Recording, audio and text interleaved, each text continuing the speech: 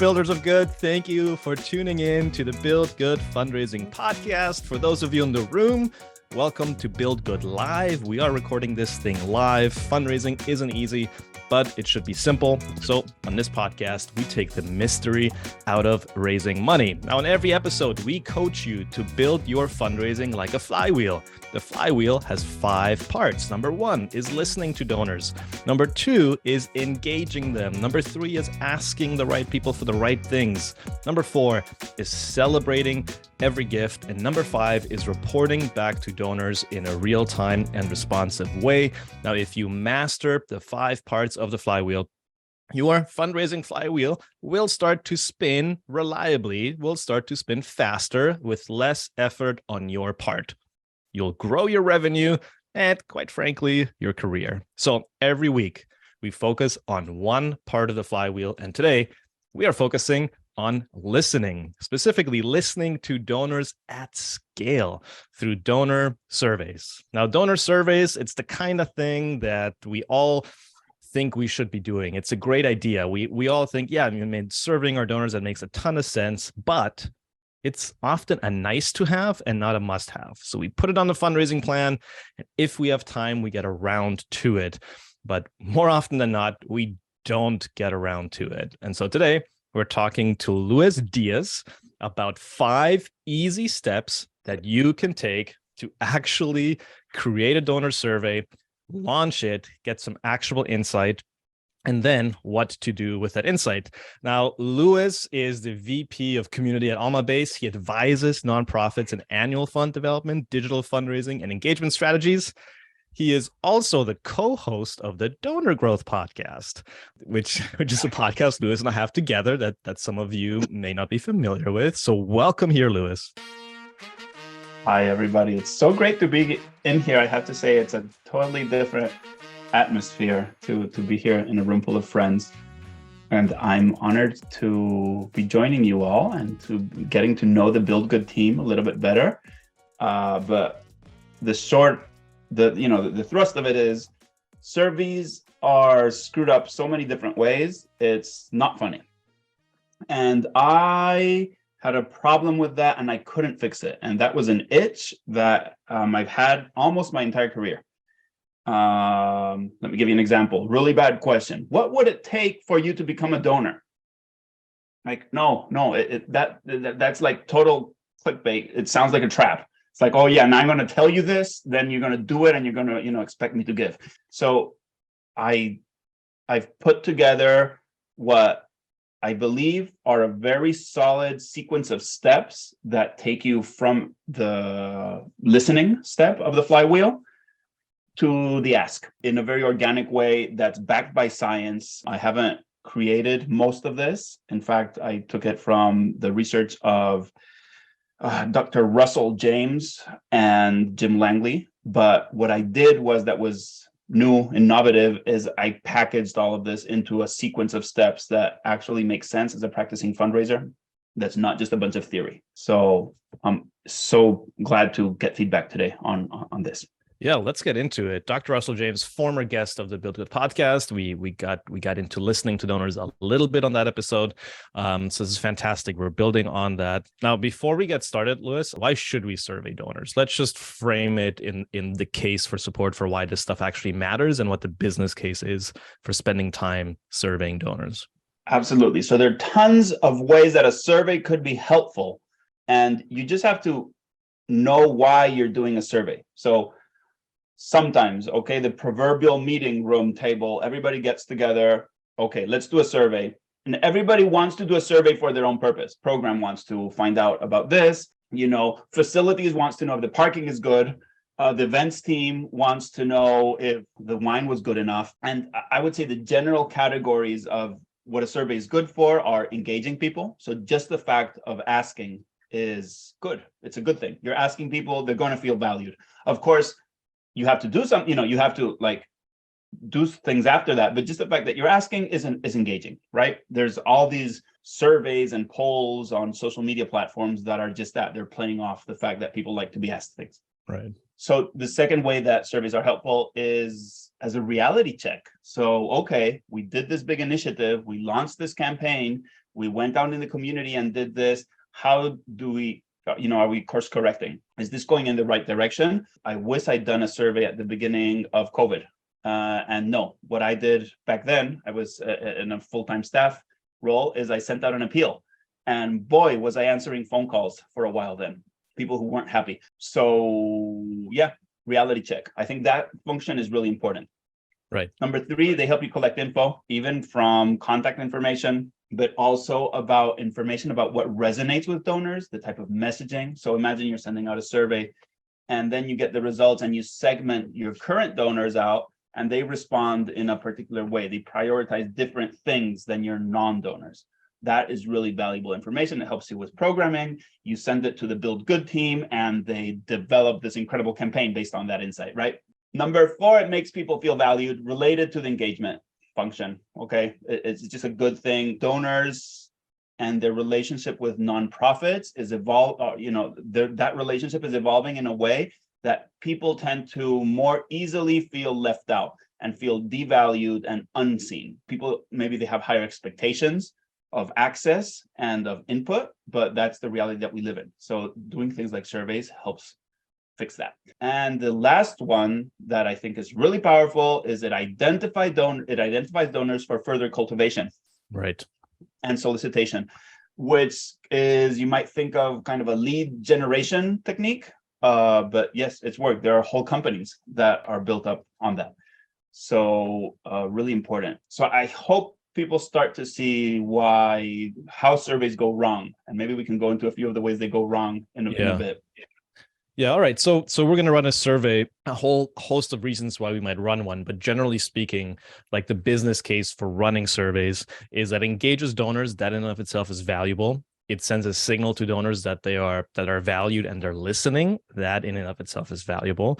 But then you also get this snapshot in time of how your donors have responded. And if you run a survey every year, you've got these markers in time that you can see how sentiment is changing, or if you're still on the right track, gives you a bit of a reality check. And it also, lastly, it identifies donors who are ready to take the next step. So there's people who are going to raise their hand to some of your questions, who then you say, okay, great. The principle of consistency that Robert Cialdini identified, which I know a lot of this stuff is based on. It's like somebody said they would be interested in this. People like to be consistent with themselves. So then the next step is to actually engage them on that. Hey, you said that you were interested in this.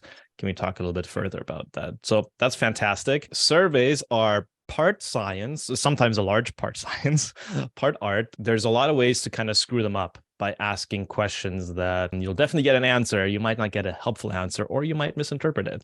So what are some things to keep an eye out for before we actually design a survey? I think it's helpful to understand that we all have lots of different identities inside of us. So we have the uncle identity, we have the grouchy identity, we have the philanthropic identity, we have the heroic. So there's lots of different Mikes, there's lots of different Lewises, Caitlins, Becky, Hannah, Carly, Ivy, Cloyds in the world. Part of what you're trying to do is help people achieve the best version of themselves, okay? And questions draw out different parts of that. And if you're asking the wrong questions, you're going to get the grouchy Mike. And we all know we don't want that. So one way to screw this up is don't offer things that you're not going to be able to fulfill.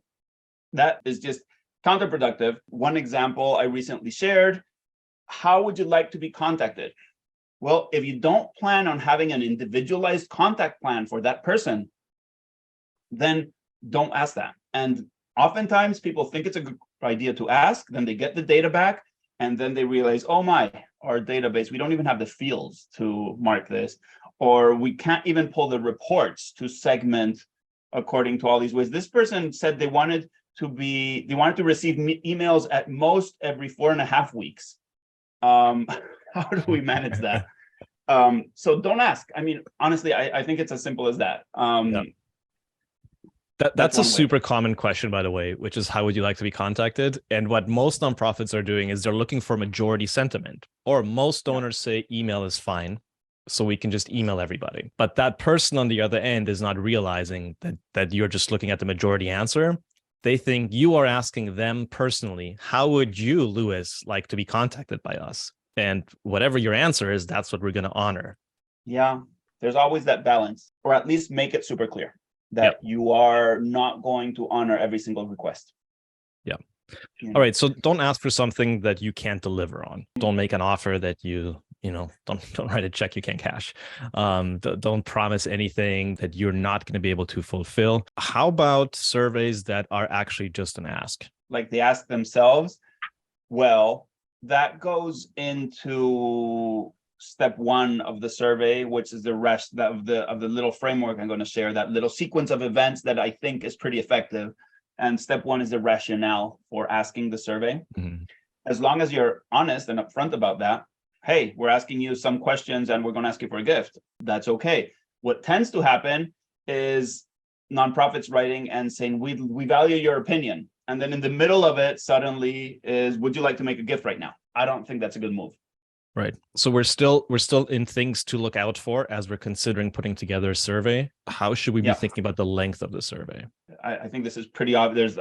There's no scientific framework here, but a short and simple survey is more likely to be completed than a long and complex one. That's also when we get around that proverbial meeting room table where you want to make everybody happy. And then everybody can add their questions to our survey. And it ends up being 50-minute survey type thing. Right. I've done surveys that had pretty good response rates that took around 10 minutes or so. I think you still get enough information, but that's about it. Something to think about when answering about that, your previous question about putting asks in a survey is generally, if it's an opinion seeking survey or it's an engagement survey, don't put an ask in. But if it's totally okay to ask about their philanthropic plans and their habits. And there's some science behind that being a pretty smart thing to do. You're putting people in the right mindset, and if you do it a certain way, and we'll go into that in a second. Yeah. I want to get into step one, but before I do, the last question, things to look out for. A lot of surveys focus very much on sort of transactional preferences. And they're about like, do you prefer email? Do you prefer mail? We mail out this many times per year. How do you feel about that? We would like to switch tax receipting to electronic only. How do you feel about that? Things that are very much about the transactional nature of interacting with the charity. Give us your take on if that is the best way to use a survey. Yeah, totally leading question. I don't know why I signed up for this podcast, but it's like symphonies or also places that offer benefit in exchange for a gift. What would you value? A tote bag? What would value more? A tote bag or an embroidered napkin? These are okay. And so there's a function for them, but they put people in a transactional frame of mind. Again, that Dr. Russell James research, he actually looked inside people's brains. It's a different part of the brain that you activate when you're thinking about that type of thing. And it's really hard to go into the love of humanity part of your brain and the generosity, mentality. So if you do that, then that has to, do that bit on its own in its own survey, not in this type of connection, engagement. It's eventually fundraising survey. All right, good. Are you ready for more leading questions? Yes, please. Okay, let's get into the 5 steps of actually starting to create a survey. Number 1, we don't have to spend all that much time here because point number 2 is the real beefy one, and number 5 is very important too. So number 1 is explain the survey rationale. So you need to give donors a reason why you're coming to them and asking them all these questions. Is that what you mean? Well, lots of places say, well, we sent a survey, nobody clicked on it, and this is just to point out that the way you justify why you're asking the questions, that's pretty important. And it impacts both how likely people are to fill it in and what the quality of the answers you're going to get. So we have an idea that we want to run by you. It can be as simple as because we value you, or we want to learn more about your story. All of those are valid questions. There's no one answer, but you have to give a good one. And it has to be honest. Don't say we want to hear your thoughts about this new program, and then it's really you're asking for funding for the program.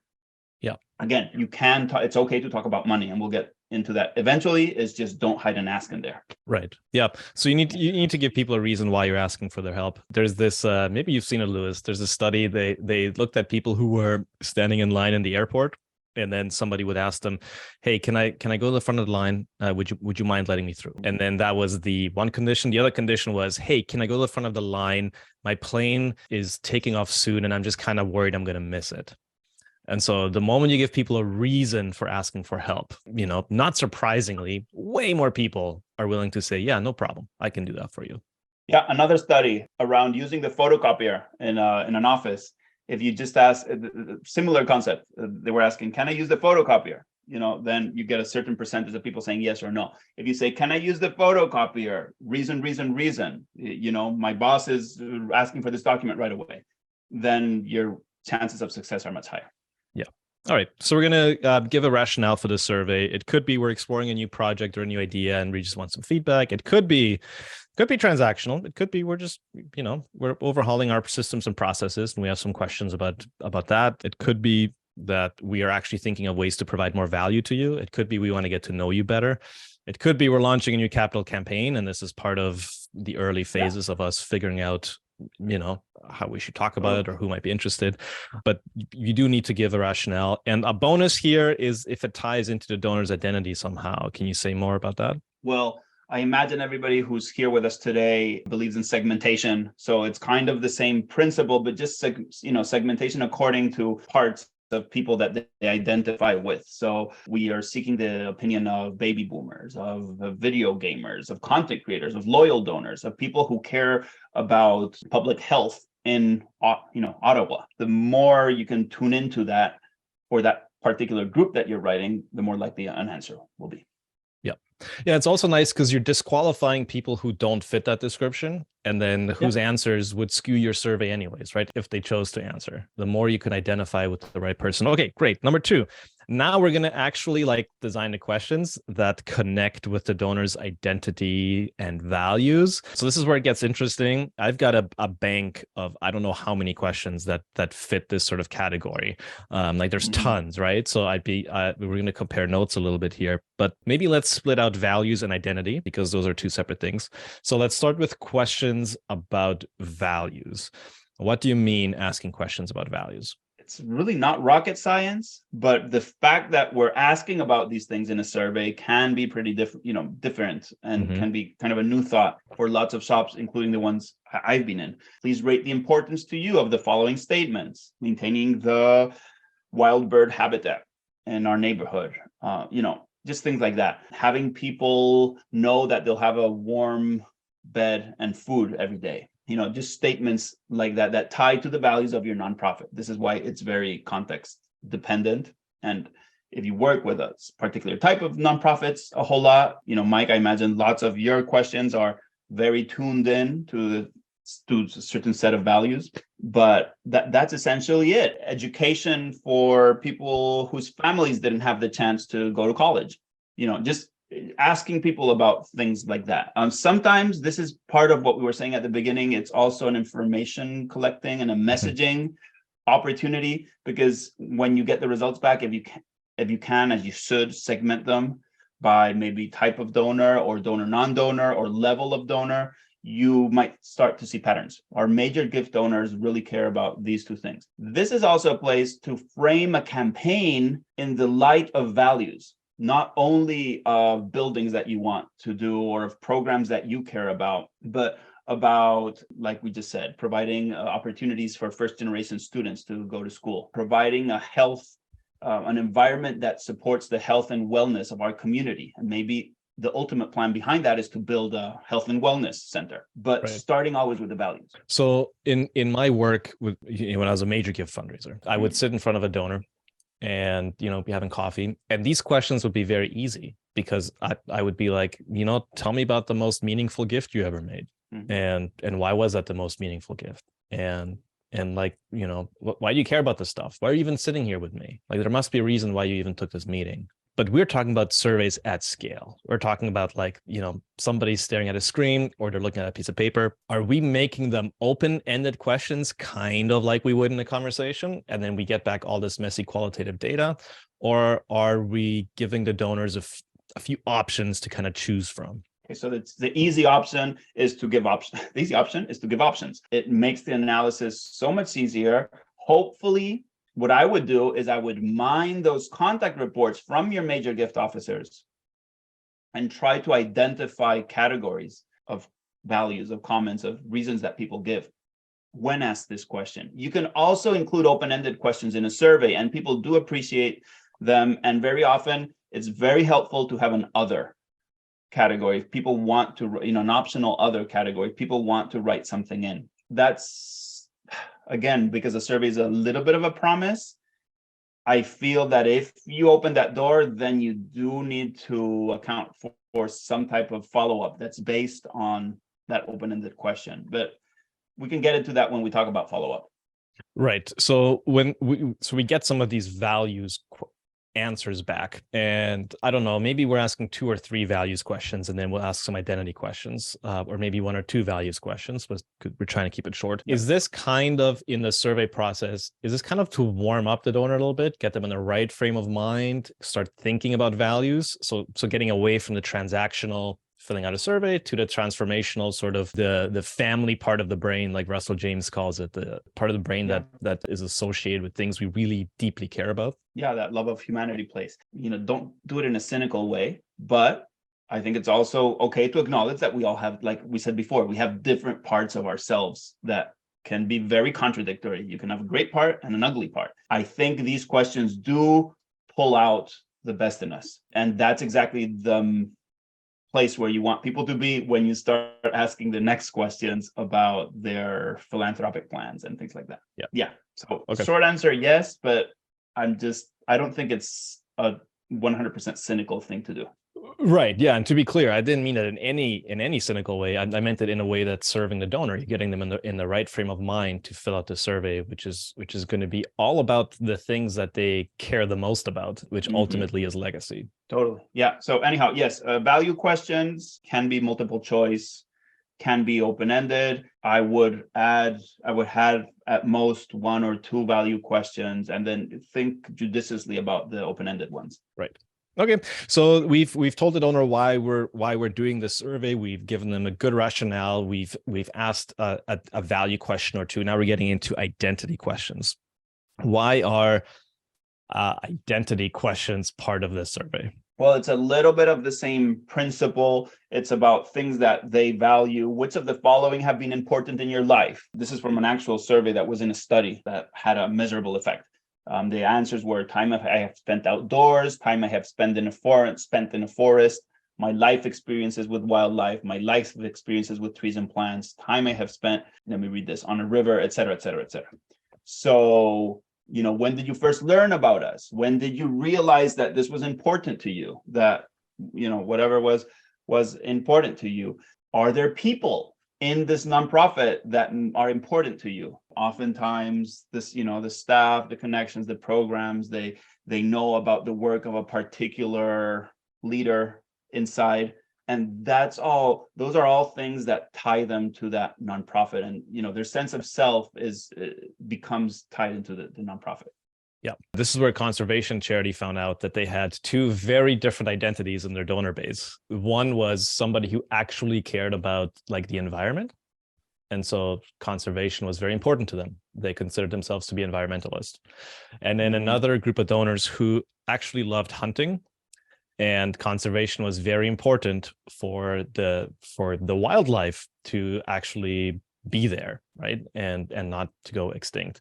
And so both of these donor identity groups, 2 very different identities, both cared about conservation and cared about this charity quite a bit. What are some good identity questions that we can ask? Give us a bit of a sample of stuff that you think makes sense to ask. Yeah, and the National Wild Turkey Federation, huge growth nonprofit tied to those environmentalist and tied to those conservation principles and values that you just mentioned among hunters.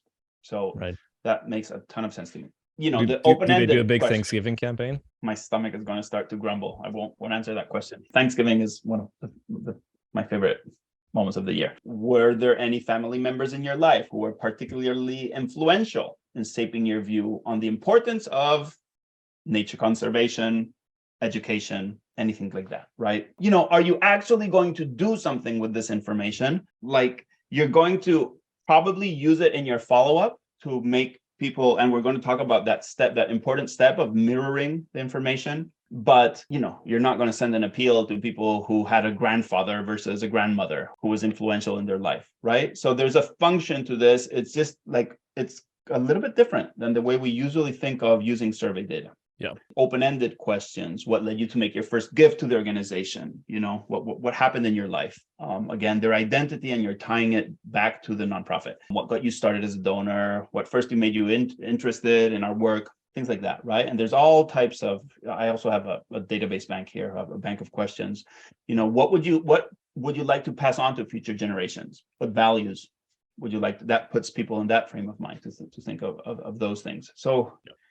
To some extent, they're kind of leading, but they're also just really good, profound, interesting questions that I think many of us would appreciate if somebody asked them of us. Yeah, we've also just asked donors an open identity question, which is just, how do you describe yourself? That comes right before a question, which is ranking different identity statements. Mm-hmm. And so they can't see the next question, so one doesn't influence the other. But even just that, asking people like, how do you describe yourself, and how do you describe yourself as it relates to the charity? You often get good bit of insight there as well. I know you've got like lots of open-ended story questions for identity, including like origin story stuff, which is interesting. That kind of really gets to more of who are you because of where you come from and your experiences.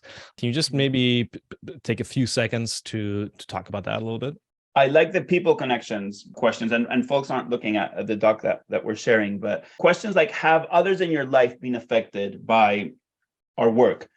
Yep. Very often, people who support a cause that maybe it's medical research or social services have had, if they themselves have not gone through a need related to that organization, have had others in their life that have gone. And I've noticed this myself with donors, but I've also heard it from people I respect, and I value kind of their findings. So really good conversations. What's the value here in the follow-up? And I'm starting to give, kind of preface what the next steps are going to be, because the follow-up to the survey is so important. And that's when you really let people understand that you listen. So, tell me more. Oh, you said that somebody in your family had a heart attack.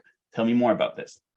So we've asked some identity questions. We've asked value questions. Now we are going to get into step number 3, which is questions that connect the donor with the different ways that your nonprofit is actually making an impact. So now we're pivoting a little bit. So far, everything was asking the donor about themselves. Now we'll still be asking the donors about themselves, but we're making the connection to our work, right? We're starting to make that tie between values and identity to the things that we are actually doing. And this is where nonprofits struggle, because they would love to just tell donors about their work. And if we just tell them enough about our work, they're going to get really excited about this. But this is actually using questions to connect who the donor is to what you as an organization are trying to achieve in the world, the big problem you are solving in the world, the values you are standing up for, the enemy you're defeating, whatever it is. So give us a bit of an idea of what this means. How can we do this? How can we start to make that pivot?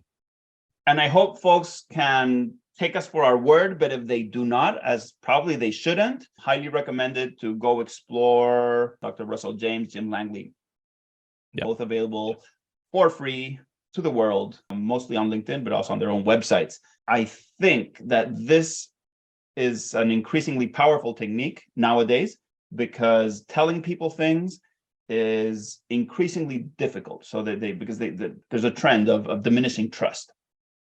So unless there's a very good relationship before that, and surveys typically are not prefaced by a very good relationship, that's why you're surveying people, not giving them a call. Just telling people things tends to not work. We see that in kind of the bland appeals, the more form appeals, where that used to work better, and they just don't work as well. I mean, full stop. So asking works better than telling. But you still don't want to only make it about them. You want to make them be aware of the work that the nonprofit is doing. So the best technique that I found is to ask them. Ask them to rate the importance to them of the following projects. That's opinion gathering, but it sets in motion really important cogs in the brain. On a scale from 0, absolutely not important, to 100, absolutely the greatest importance. Please rate the importance of the work of our food bank in the following areas, neighborhood food security, safety, etc., infant nutrition. You can do this in a smart way. Again, if this is within the context of a fundraising campaign, a capital campaign, any type of campaign, this is where you start to make those connections for people. Right. So you're tying your programs that are going to be tied to priorities in the campaign here, and you're asking them to rate them. Right. Or mark them in some way. Yeah. Okay.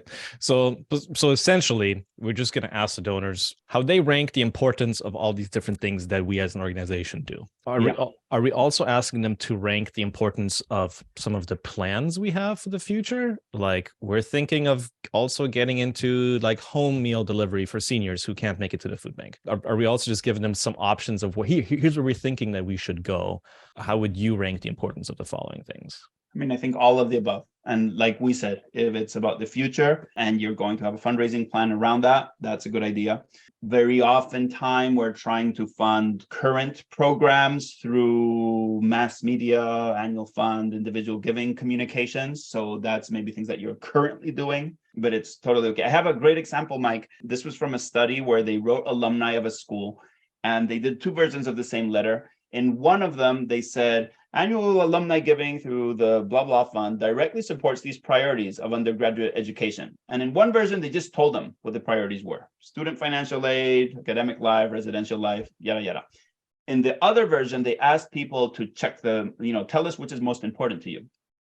And that letter did significantly better than the other one. So you don't think that this is, even if you're doing it in a letter, lots of people struggle with that. Well, we don't want to tell people a lot of details because then it's like we're going to restrict that money.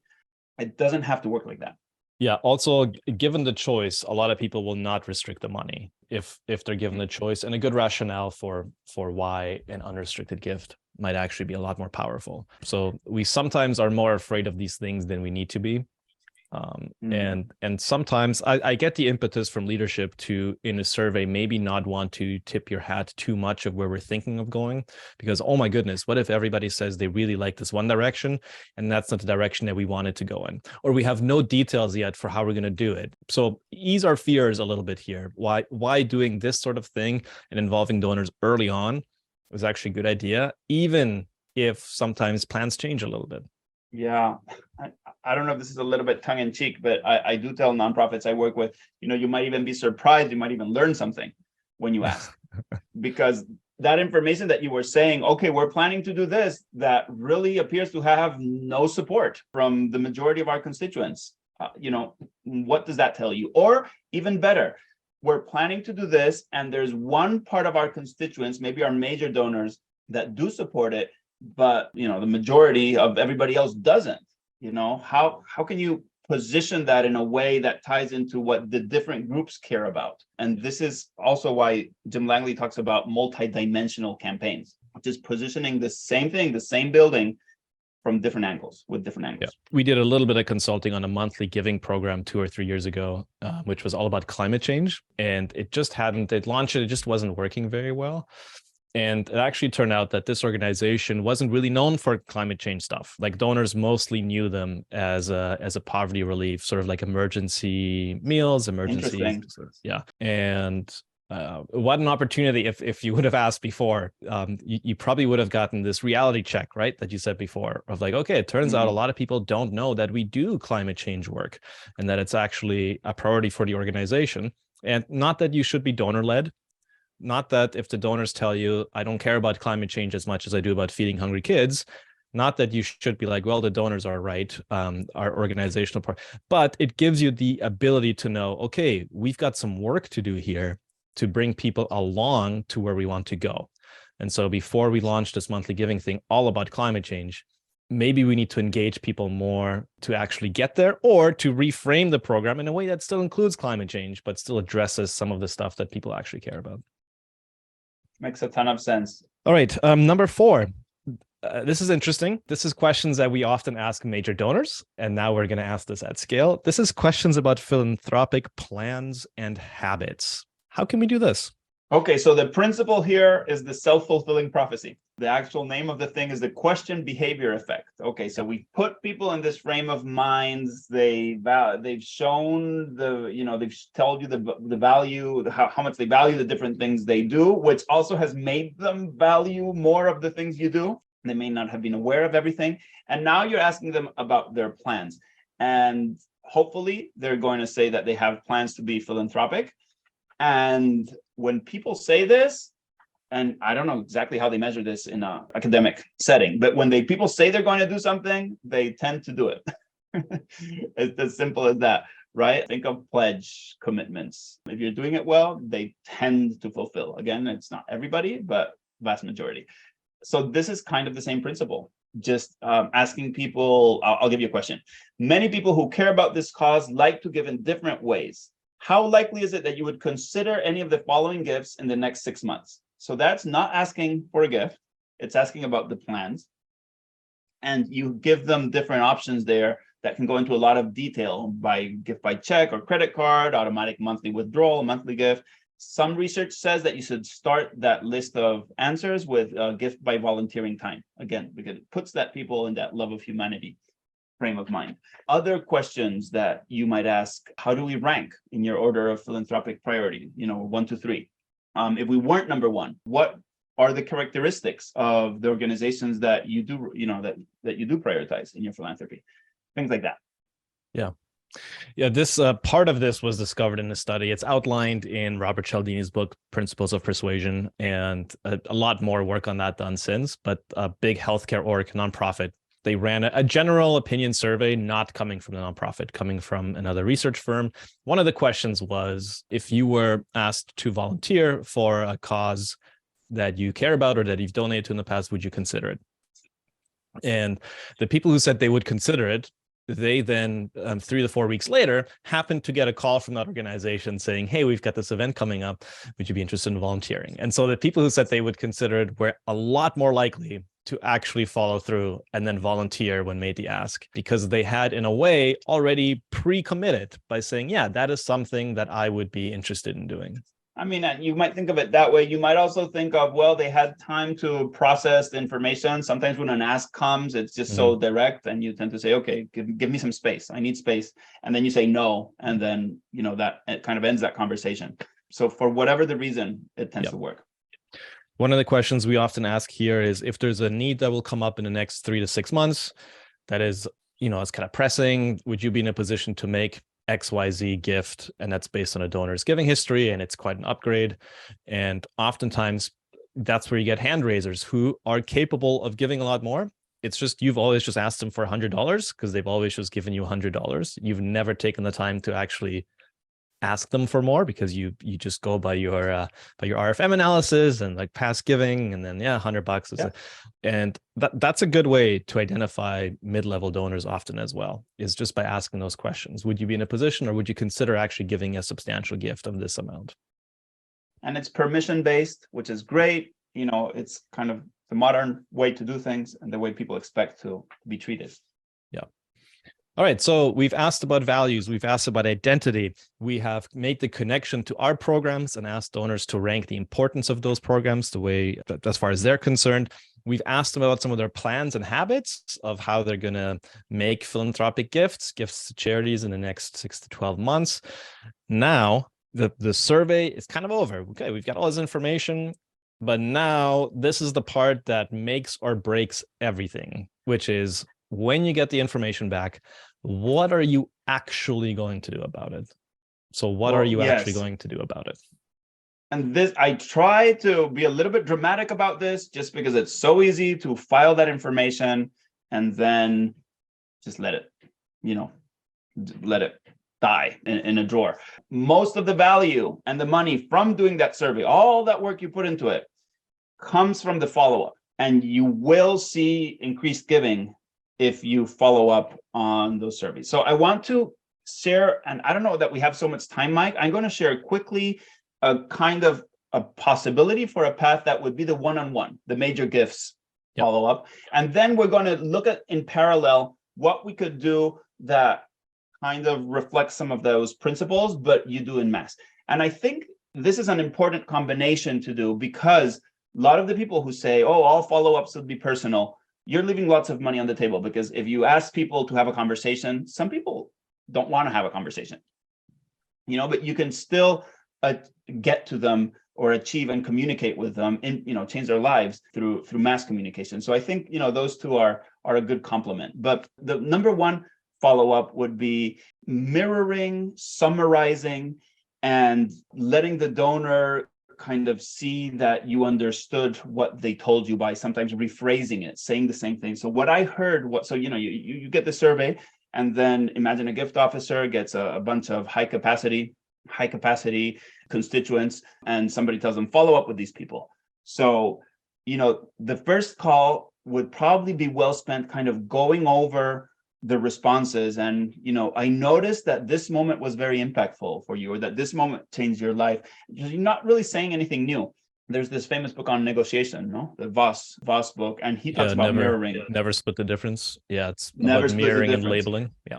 Yeah, exactly. That's all you're doing, and it's so powerful. So that's number one step of the gift officer. Step number two is, it sounds like you'd really appreciate joining this event or joining this board. So engagement opportunities. You're trying to draw them in to a next step, and it's all based on you said that you are this type of person, you value these types of things, therefore I think you'll appreciate this. And then you start a conversation. Then there's an event that happens, there's a follow-up, and at some point you ask for permission to make an ask. Others like you who have been so involved with us have found it very gratifying, have found it important to make a financial investment.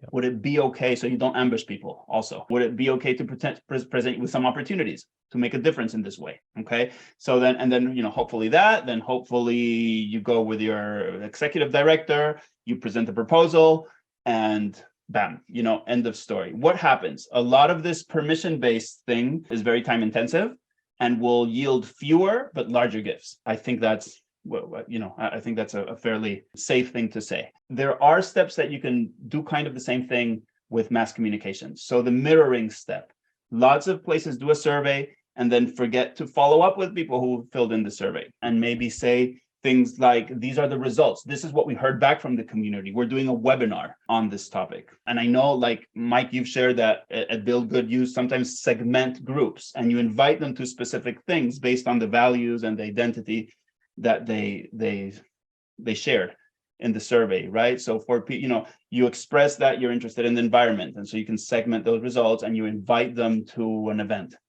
something like that, and you can take that all the way to a solicitation. So you can do pretty similar things in mass comms. And honestly, once you do all of that, it's kind of like it's a whole campaign in and of itself, because you're doing the survey and the follow-up. There's a fairly good amount of communications, and I feel it's important for people to be thinking of the end game when they do a survey. So I'm going to shut up now. So you just explained how in the flywheel you go from listening, which is a survey, and then you go to engage, which is a post-survey work with mirroring and labeling, and then getting to the ask. So let's just quickly we'll go to questions in 1 minute here. Let's just take 1 second to quickly explain the concepts of mirroring and labeling for those who haven't heard that before. Mirroring, very simply, is just you mirror back the exact same words that somebody spoke to you. And what sort of brain scans show is that you put them at ease immediately, because they feel like you totally understood what they were saying. And if you don't use the words they've said, you can actually do the opposite. If somebody says, I'm hangry, and you say, oh, you're hungry? No, I'm hangry. There's a difference between being hungry and hangry, right? And then labeling, this is where you're actually then making an assumption. And as long as you've done the mirroring bit, you've shown somebody that you've listened to them and you've seen them for who they are. And then labeling, you make an assumption and you say, it sounds like you feel this way, or it sounds like you think this way. And either they're going to say, no, that's not it, it's this thing. Explains. And then they get to explain what they meant, because we like to do that. Or they go, yeah, that's actually, you've got it. That's exactly. You're seeing me. That's exactly how I feel. Yeah. The labeling is very dangerous if you haven't done the mirroring first, because if you get the labeling wrong, Louis, it sounds like you don't care about major donors at all. because this survey is just for mass donors. No, like if you know, a good way of mirroring would be like, Louis, you said that surveys are conversations at scale, and that the same things that you can do for major donors, you can also do for mass donors effectively, and you can do both. It doesn't have to be one or the other. Sounds Well, like you went from LinkedIn poll comment to Mike Dirksen. Beautiful.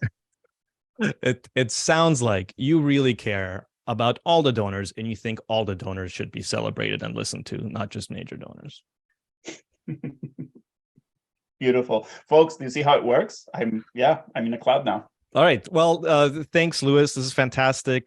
Just a quick summary while people get their questions ready. There's 5 steps to actually surveying your donors. Number 1 is explaining the survey rationale, so donors know why you're asking them to spend a few minutes filling out the survey. Number 2 is connecting questions that connect with your donors' values and identities, and that is to help them frame the survey in the love of humanity part of the brain, the family part of the brain. The part of the brain that they associate with the things they care a lot about. Number 3 is asking questions that actually then connect those identities and values to the work that you're doing in the world. Number 4 is questions about your donors' plans and habits for how they actually intend to make gifts. And number 5 is then following up with donors and mirroring what they said, and then through mirroring and labeling and asking questions, advancing that relationship to getting to an ask. Becky, I'm gonna loop you back in here. If there's any questions, we can get to them now. Awesome. Thanks, Louis, so much. There was so many notes that I was making on the side to remember later. I have a few questions, but I'm going to open up the floor to others first to see if there's anything they would like to follow up on from what Louis said. And like Caitlin mentioned in the chat, you can either write your question in the chat or you can raise your Zoom hand and ask it live if you would like to. Thanks so much for having me. Yeah, it was awesome. Now I'm ready to have you come in and craft a donor survey for each one of our clients. You guys don't need it.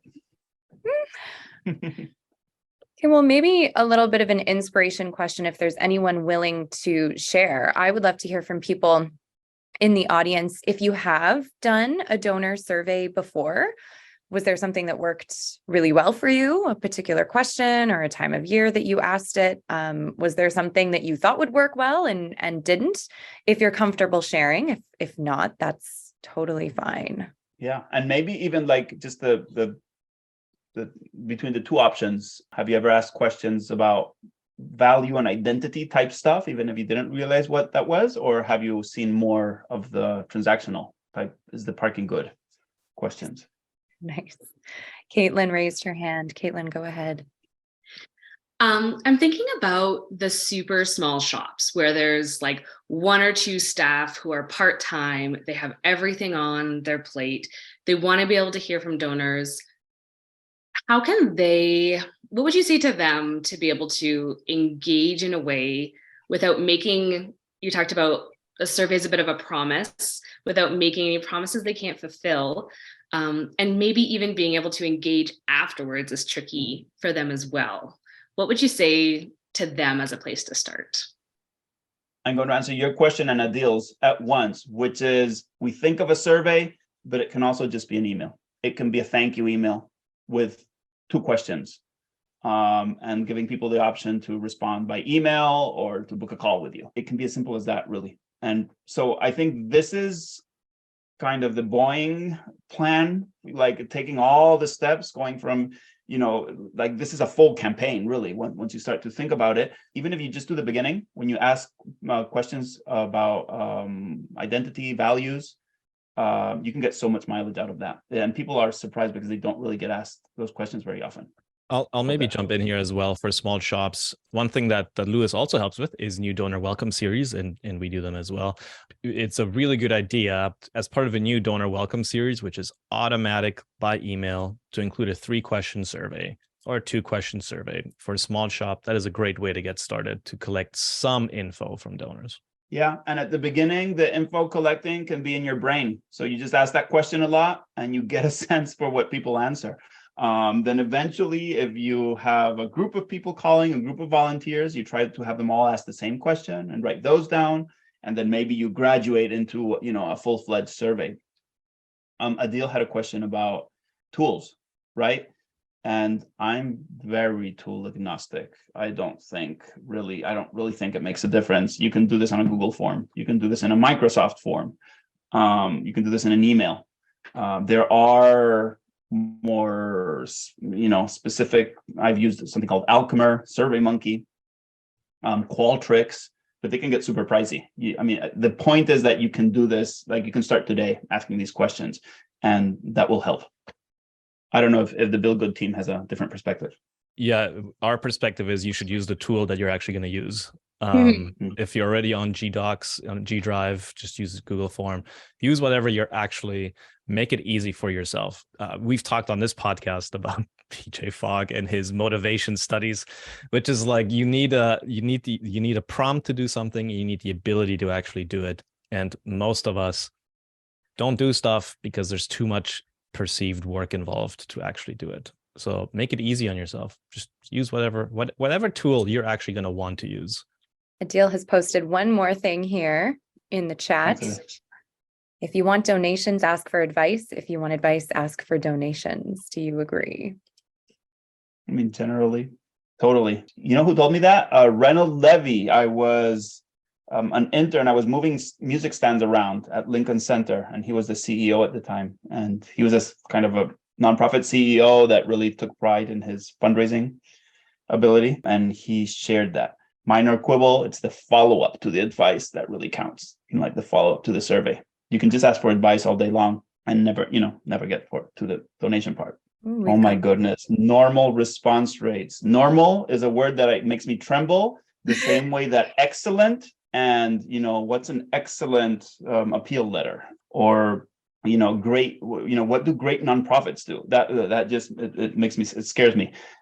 So it really does depend on who is in your audience, and it varies so much. So if it's an audience that totally doesn't know anything about you, it will be lower. If it's an audience that's very close to you, try sending a survey to your board, you'll get close to 100% response rate. Things that increase the response rate are having at least one or two emails before the survey, sharing that rationale for the survey. So we're going to be sending you a survey. The rationale is this and this. Then you actually send the survey, then having reminders during the survey. All of those things help increase the response rate. And then also, don't make it too darn difficult. Just, and let people know in advance how much time they should expect to spend filling in the survey. All of those things will increase your response rate. I just don't know what normal really means. Hope this helps. That's an excellent normal response for great nonprofits. Do we have time, Mike, for one last question? Yeah, let's do one more and then we'll wrap it up. Unless anyone from the audience has one, but I have one I'd like to ask for Louis.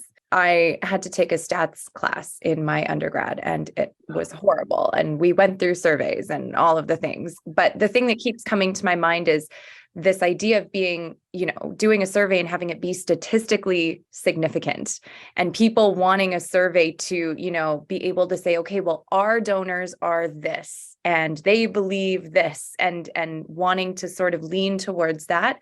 I guess my question is twofold. Does a survey need to be statistically significant in your eyes in nonprofits?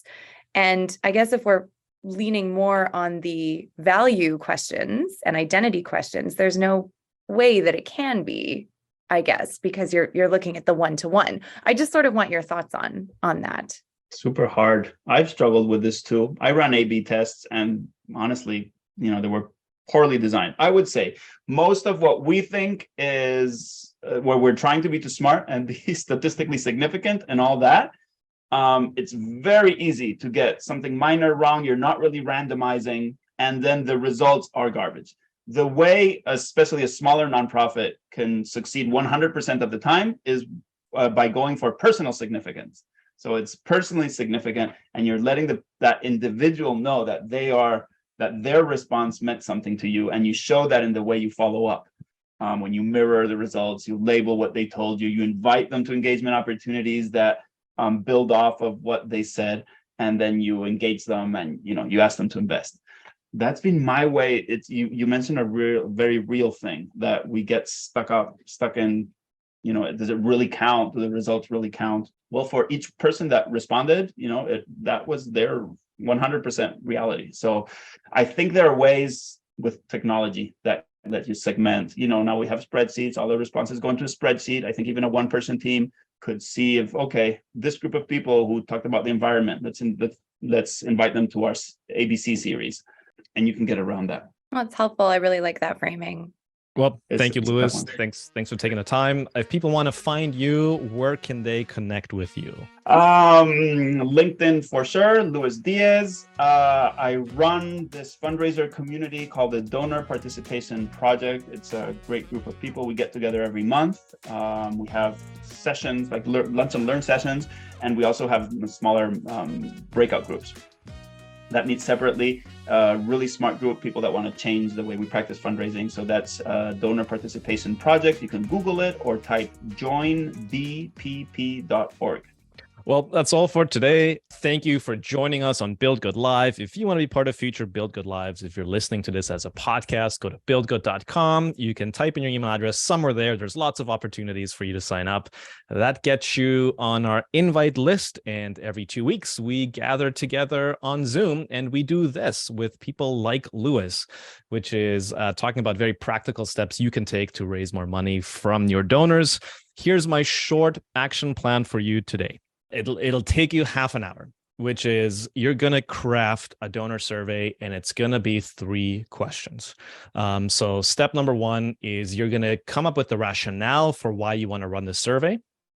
It could be getting to know your donors better. It could be getting to know your new donors better after somebody made a donation. That could be your welcome email that you send them out or part of the email series. That's your first step. Then the second step is you are going to choose what questions to ask, but you are going to start, number 1, with a value question. So go back, listen to this podcast, lots of ideas for what a value question is. The next step is you're going to ask an identity question, just one. The next step is you're going to tie it back to your programs and the impact you're making and ask donors to rate the importance of those programs. The next question is you are just going to ask a question about their philanthropic plans and habits. And that's it. That's a 3 or 4 question survey that you can automate as part of a new donor welcome series, or you can send out to your donors as long as you have a good rationale. And that gets you started. That is a very, very easy survey. If donor surveys sound overwhelming to you, 3 or 4 questions. Do it, get together 30 to 40 minutes with your team, come up with 4 questions. Maybe you are the team, in which case you can do this in 10 to 15 minutes. Thank you for hanging out with us around the fundraising campfire. If you're listening to this, you're my kind of people. I'm your kind of people. Thank you for the work you do. I'm your host, Mike Dirksen, cheering you on as you do good in the world.